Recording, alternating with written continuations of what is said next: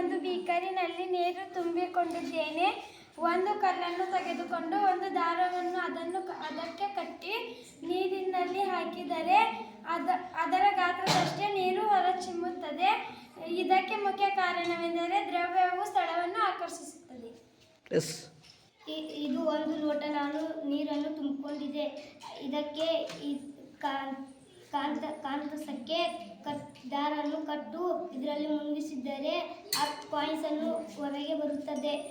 ಇದಕ್ಕೆ ಮುಖ್ಯ ಕಾರಣ ಆಯಾಸಕತ್ರಕ್ಕೆ ಕಬ್ಬಿನ ಒಂದು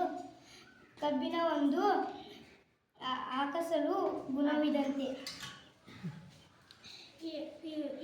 ಒಂದು ಗ್ಲಾಸ್ನಲ್ಲಿ ಪೂರ್ತಿಯಾಗಿ ನೀರನ್ನು ತುಂಬಿ ಕಾಲ್ಶೀಟನ್ನು ಮುಚ್ಚಲಾಗಿದೆ.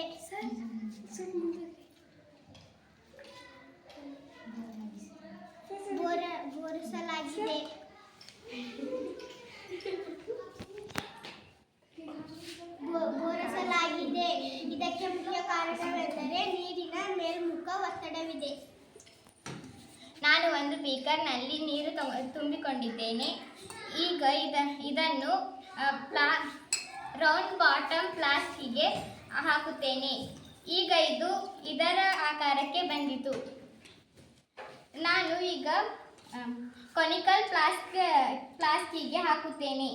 ಈಗ ಇದರ ಆಕಾರಕ್ಕೆ ಬಂದಿತು. ಕಾರಣವೇನೆಂದರೆ ದ್ರವ್ಯಗಳಿಗೆ ನಿರ್ದಿಷ್ಟ ಗಾತ್ರವಿದೆ, ಆದರೆ ಆಕಾರವಿಲ್ಲ.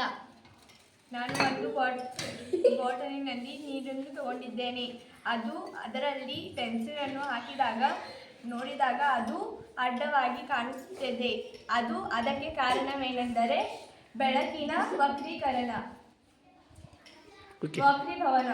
Okay, thanks.